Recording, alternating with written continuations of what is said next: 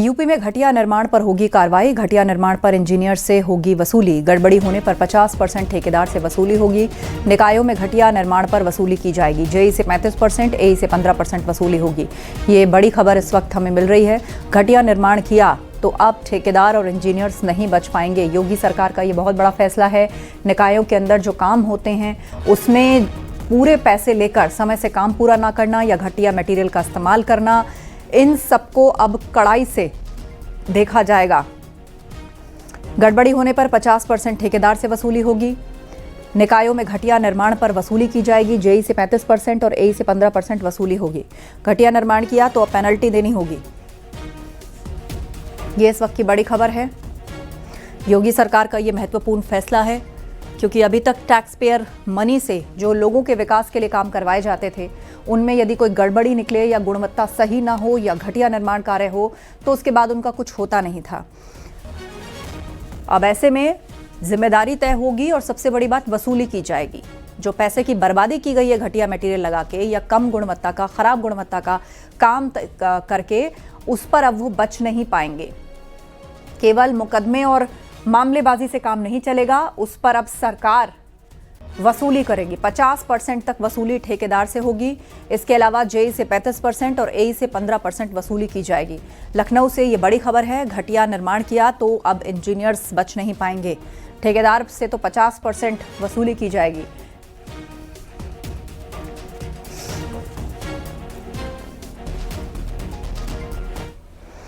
और बरेली से खबर है। मथुरा कॉरिडोर पर डिप्टी सीएम ब्रजेश पाठक का बड़ा बयान सामने आया है। मथुरा के गोस्वामी परिवार के लोग हमारे परिवार हैं, ये कहा ब्रजेश पाठक ने। सरकार को गोस्वामी परिवार का ज्ञापन मिला है।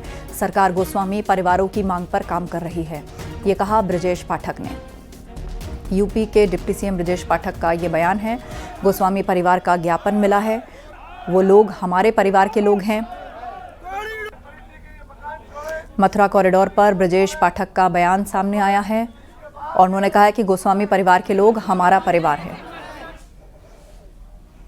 मथुरा कॉरिडोर पर अजय राय ने समर्थन दे दिया है जो सारस्वत परिवार। देखिए, आप जानते हैं कि जितने भी वहाँ के गोस्वामी परिवार हैं, सभी हमारे परिवार के सदस्य हैं। उनका ज्ञापन हमें मिला है, सरकार उस पर काम कर रही है।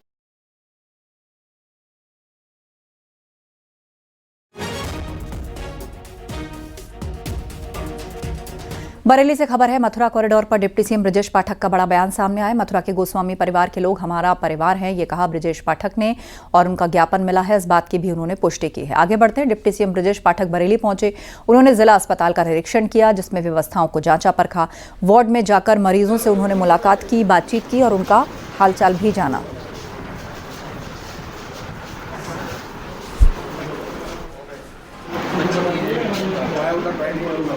बाबा रुकिए, चल रहा है, मैं आपके साथ चल रहा हूं। मुजफ्फरनगर में बीजेपी नेता संगीत सोम ने विवादित बयान दिया। सरधना के पूर्व विधायक सोम ने समाजवादी पार्टी के अध्यक्ष अखिलेश यादव पर निशाना साधते हुए उनको मुगल शासन का आखिरी बादशाह बताया। साथ ही पीडीए का मतलब पाकिस्तान डेवलपमेंट अथॉरिटी बताया। तो अखिलेश यादव को मुगल शासक का वंशज बताया। अखिलेश यादव को लेकर विवादित टिप्पणी की।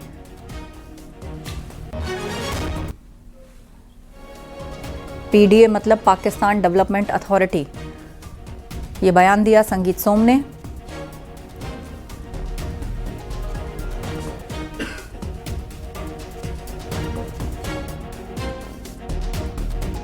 यादव पूर्व मुख्यमंत्री, और अगर मैं सही से बताऊं कि मुगल शासन के आखिरी बादशाह अखिलेश यादव अब जिंदगी में उत्तर प्रदेश के सीएम नहीं बनने जा रहे भाई।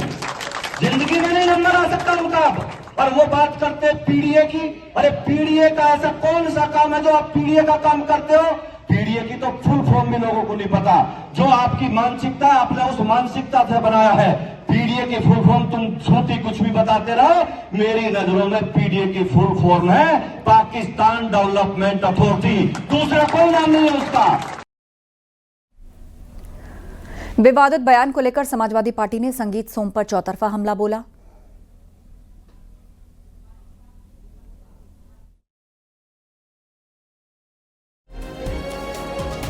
तो अब आशंका संगीत सोम के डीएनए पे उठ रहा है। क्योंकि राजपूत कभी भी ओछी बात नहीं करता है। राजपूत ने हमेशा बड़ों का सम्मान किया है और जब भी बात राजपूत अगर असली है कहेगा तो ठोस बात कहेगा, गंभीर बात कहेगा। इसलिए मुझे खुद संगीत सोम के डीएनए को राजपूती होने पर आशंका है। समाजवादी पार्टी ने लखनऊ के नूर मंजिल में एक जो मानसिक चिकित्सालय है वहाँ पे उनके संगीत सोम के लिए एक बेड रिजर्व कर दिया है और उनका मानसिक इलाज का जितना भी खर्च होगा वो समाजवादी पार्टी उठाएगी। ऐसे हारे हुए लोग जिनको जनता ने नकार दिया, उन लोगों के बयान पे समाजवादी पार्टी को कोई टिप्पणी इसलिए नहीं करनी है क्योंकि वो सस्ती लोकप्रियता चाहते हैं और हम उनको सस्ती लोकप्रियता लेने नहीं देंगे, उनको राजनीतिक लाभ उठाने नहीं देंगे। मेरठ में एंटी करप्शन विभाग ने एक सनसनीखेज मामले में महिला इंस्पेक्टर नरगिस खान के खिलाफ आय से अधिक संपत्ति का मुकदमा दर्ज किया। एंटी करप्शन के इंस्पेक्टर ने शासन के आदेश पर मेरठ के मेडिकल थाने में केस दर्ज कराया। मामले की जांच एंटी करप्शन मेरठ की टीम करेगी और महिला इंस्पेक्टर बरेली में सीआईडी में तैनात है। केस दर्ज होने के बाद इंस्पेक्टर नरगिस खान लंबी छुट्टी पर चली गई हैं। एएसपी सीआईडी बरेली के रीडर रवि शर्मा ने फोन पर इसकी पुष्टि की। 2021 में शासन ने एक शिकायत इंस्पेक्टर नरगिस खान के खिलाफ की गई थी और जांच में खुलासा हुआ कि नरगिस खान संपत्ति उनकी आय से करीब 2 गुना है। 14 साल में उन्होंने 5,36,39,824 रुपए आमदनी हुई, जबकि इस दौरान उन्होंने 10,59,85,362 रुपए की संपत्ति बनाई। नरगिस खान एसपी नेता सुरेश उर्फ शेखर की पत्नी हैं। उनका पति सुरेश भाई के कत्ल के मुकदमे में 2 दिन पहले ही गिरफ्तार हुआ है और कानपुर जेल में बंद है। महिला इंस्पेक्टर के खिलाफ पहले से दर्ज मुकदमों और बाकी रिकॉर्ड भी खंगाले जा रहे हैं। नरगिस खान समाजवादी पार्टी की सरकार में मलाईदार पोस्ट पर रही हैं। उनका नाम पहले भी विवादों में रहा है। नरगिस खान ने मेरठ में मकान, प्लॉट, दुकानें, शॉपिंग कॉम्प्लेक्स, रेस्टोरेंट, बार, यहां तक कि पेट्रोल पंप खरीद रखे थे। साथ ही गाजियाबाद और नोएडा में भी फ्लैट, बार, पेट्रोल पंप जैसी प्रॉपर्टीज उनके नाम पर मिली हैं।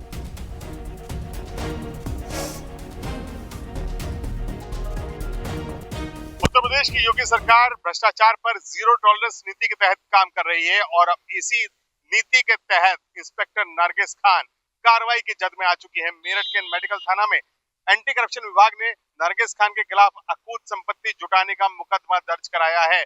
उनका एक सोशल मीडिया पर संपत्ति का ब्यौरा भी वायरल हो रहा है, जिसमें मेरठ, देहरादून, गजरौला, बरेली, बदायूं समेत तमाम जिलों में अरबों की अकूत संपत्तियां बताई जा रही हैं। लेकिन न्यूज 18 इसकी पुष्टि नहीं करता। एंटी करप्शन विभाग इसकी जांच कर रहा है। साथ ही नरगिस खान महंगी गाड़ियों की शौकीन भी बताई जाती हैं। उनके पति सुरेश उर्फ शेखर के रिश्ते समाजवादी पार्टी के कद्दावर नेताओं से हैं। अब फिलहाल एंटी करप्शन विभाग इस पूरे मामले की जांच कर रहा है। मुकदमा दर्ज हो चुका है और अगर सबूत मिल गए और चार्ज फ्रेम किया गया तो नरगिस खान पर कार्रवाई भी तय है। कैमरामैन शिव सुदन के साथ न्यूज 18 के लिए निखिल अग्रवाल, मेरठ। कानपुर पुलिस ने महिला इंस्पेक्टर नरगिस खान के पति सुरेश शेखर को 2 दिन पहले भाई की हत्या के मामले में गिरफ्तार किया। सुरेश शेखर इस वक्त कानपुर जेल में है। नरगिस लंबी छुट्टी लेकर अपने पति की पैरवी में लगी हैं।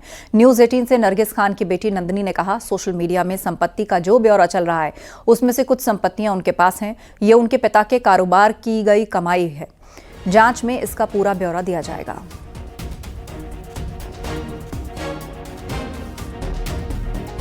ये बताइए कैसे ये आरोप लग रहे हैं और विवाद क्या है असल? एक्चुअली ये हमारा एक पार्टनरशिप के ऊपर बेस केस था, जो हमारे डिफेमेशन के लिए हम पे लगाया गया था। SC/ST होने के कारण उन्होंने हमारे साथ ये सब किया और बाद में ये केस सब बस आगे बढ़ता ही गया। उनका मेन पॉइंट ऑब्जेक्टिव ये है कि वो बस कैसे भी करके हमारा नुकसान करें। फादर कहाँ हैं आपके? कैसे अरेस्ट हुए? मेरे फादर घर से अरेस्ट हुए थे 2 दिन पहले आज से, और जो कि बहुत ही ट्रॉमेटिक इंसिडेंट रहा हमारे साथ। जिस तरह से पुलिस घर में आई और उन्होंने पूरी घर की छानबीन करी बिना सर्च वारंट के, जो मेरी मदर ने कंसिस्टेंटली उनसे बार बार मांगा पर वो नहीं पेश कर पाए। बट अब देखिए आगे क्या होता है। हम बेल के लिए अप्लाई करने की कोशिश कर रहे हैं। तमाम आरोप लग रहे हैं इंस्पेक्टर नरगिस खान पहले भी विवाद में रही, जांचें चल रही हैं, तो वजह आपको क्या लगती है कि विवादों से नाता रहा है? और ये नंदिनी ग्रुप किसका है? नंदिनी ग्रुप, मेरा नाम नंदिनी है, मेरे फादर का नाम ग्रुप है ये। और मेरे फादर आज से नहीं कम से कम 35 ईयर्स से वर्क कर रहे हैं और वो एक बहुत छोटे से गांव से निकल के आए हैं, तो उन्होंने ये सब अपनी मेहनत के बलबूते पे खड़ा किया है, कोई लूट खसोट से नहीं खड़ा किया गया है।